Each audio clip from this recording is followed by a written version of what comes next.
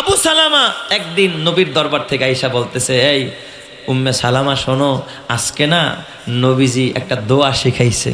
কি দোয়া জানো? কয় বলেন কি দোয়া? কয় নবীজি বলছে যখন কোনো বিপদ আসে, মুসিবত আসলে এই দোয়া যদি কেউ পড়ে তাহলে নাকি ওই মুসিবতের উত্তম বদলা আল্লাহ তাআলা তাকে দান করে দেয়। কয় কি দোয়া?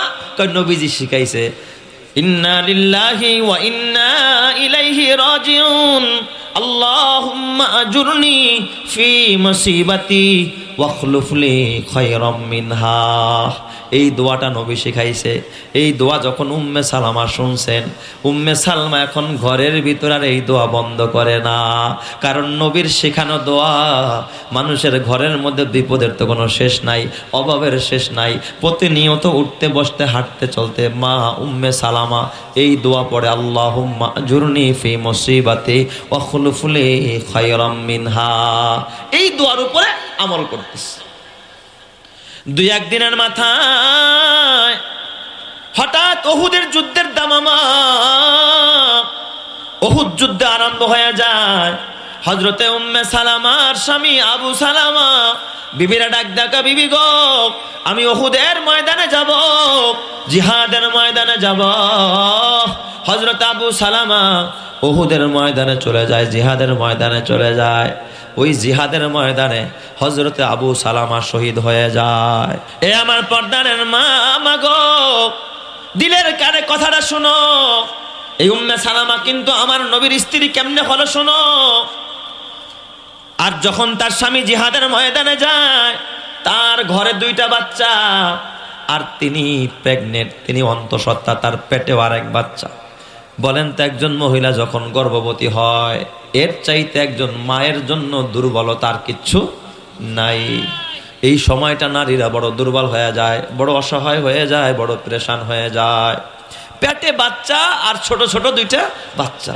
মক্কা ছাইরা হিজরত করে মদিনায় আসছে, ভাই নাই, বোন নাই, শ্বশুর নাই, শাশুড়ি নাই, মা নাই, বাবা নাই, পৃথিবীর কেউ নাই, এক স্বামী ছাড়া।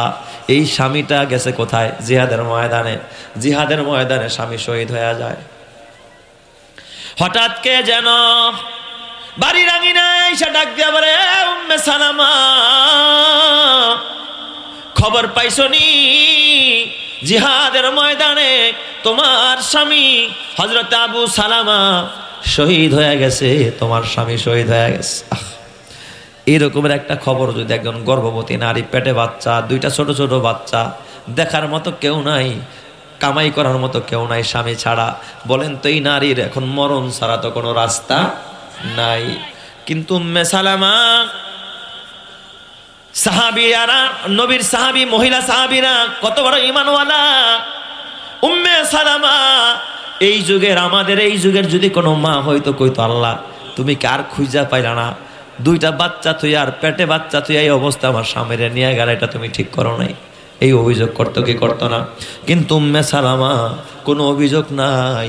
প্রথমেই তিনি ওই যে স্বামীর শেখানো দোয়া, নবীর শেখানো দোয়া পড়লেন, ইন্না লিল্লাহি ওয়া ইন্না ইলাইহি রাজিউন আল্লাহুম্মা আজুরনি ফি মুসিবাতি ওয়াখলুফ লি খায়রাম মিনহা। মা উম্মে সালামা কাঁদতেছে আর বলে, আল্লাহ,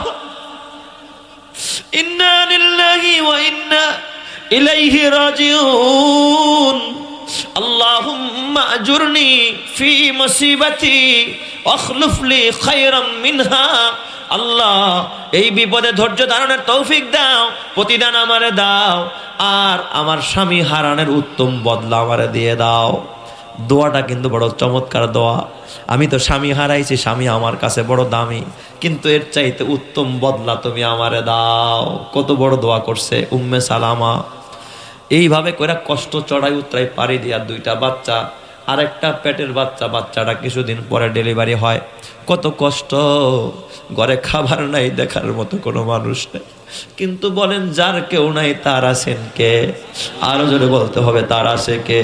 উম্মে সালামার ঘরে কেউ নাই, কিন্তু মা উম্মে সালামা বড় সুন্দরী নারী ছিলেন, দেখতে শুনতে খুব সুন্দরী নারী।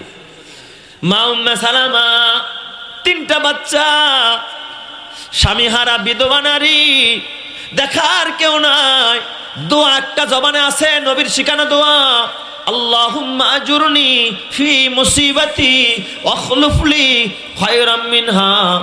দীর্ঘদিন পর যখন স্বামীর শোক পালন শেষ হলো, 4 মাস 10 দিন যখন শেষ হয়েছে, হঠাৎ করে মদিনার বিভিন্ন পুরুষেরা অফার দেওয়া আরম্ভ করছে, ও উম্মে সালামা, তোমার বিপদে আমরা তোমার পাশে দাঁড়াইতে চাই, তোমার বিয়ে করতে চাই। বিভিন্ন ধনী ধনী মানুষরা অফার দিতেছে। সুন্দরী নারী দেখলে ধনীরা বিশেষ করে অফার দেয় যে তোমারে আমি বিবি বানাইতে চাই। উম্মে সালামা কারো প্রস্তাব কবুল করে না। উম্মে সালামা কেন কবুল করে না? উম্মে সালামার কথা হলো, আমার স্বামী হযরতে আবু সালামা আমার কাছে অনেক ভালো ছিল, আমি আবু সালমার থেকে কোনো ভালো স্বামী এই পর্যন্ত কেউ আমার প্রস্তাব করে নাই। আমি এই মদিনার ভিতরে আমার স্বামী আবু সালামার চাইতে কোনো ভালো পুরুষ আমি মদিনায় দেখি না। স্বামীর প্রতি কেমন ভক্ত ছিল একজন স্ত্রী। স্বামী ভক্ত, স্বামী তার কাছে আসমানের চাঁদ, স্বামী তার কাছে সবচাইতে সেরা। উম্মে সালামার কথা হলো, আমি আমার স্বামীর চাইতে দামি কোনো প্রস্তাব আমার কাছে আসে নাই। আমার স্বামী তো আমার দোয়া শিখাইছে, আল্লাহুম্মা আজুরনি ফি মুসিবাতি ওয়াখলুফ লি খায়রাম মিনহা। এর চাইতে ভালোটা আল্লাহ যদি আমারে দেয়, আমার স্বামীর চাইতে ভালোটা আমারে দিবে। কিন্তু মদিনার ভিতরে আমার স্বামীর চাইতে কোনো ভালো পুরুষ আমি দেখি না। এই কথাটা আস্তে আস্তে করে আমার নবীর কানে চলে গেছে। বলেন তো এই পৃথিবীর ভিতরে সবচাইতে সেরা পুরুষকে? আল্লাহর নবী। সুবহানাল্লাহ, জোরে কইবেন না সবাই? তার মানে তার টার্গেট হলো সেরা, স্বামীর চাইতে সেরাটা চাই। আর সেরা মানুষ তো নবী ছাড়া কেউ নাই। নবীর কানে খবরটা চলে গেছে। আল্লাহ তাআলা আমার নবীর স্বপ্ন যুগে জানায় দিছে, নবী আমার অসহায় পরিবার, পাশে দাঁড়ানোর কেউ নাই।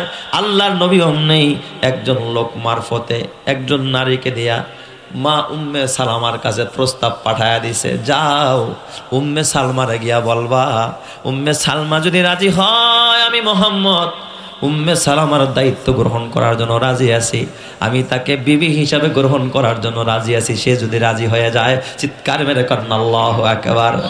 বলেন তো এবার উম্মে সালামার কাছে বিশ্ব নবীর প্রস্তাব আসছে, এবার আবু সালামার চাইতে কম দামি না বেশি দামি?